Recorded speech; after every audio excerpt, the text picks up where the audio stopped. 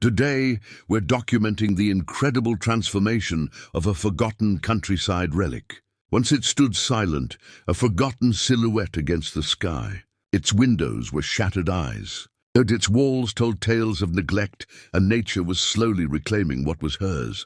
Inside, dust lay thick as a shroud. Every corner held a memory of decay, with broken doors, cobweb-laced rooms, and floors stained by time and weather. Our journey began as the team arrived, their task to breathe life back into this decaying structure. They meticulously inspected every floor, from the leaking roof to the crumbling foundation. The initial phase was a massive cleanup, clearing away years of debris and overgrown wilderness that had choked the property. With the canvas cleared, the real magic started. Powerful jets of water washed away decades of grime, revealing the home's original character.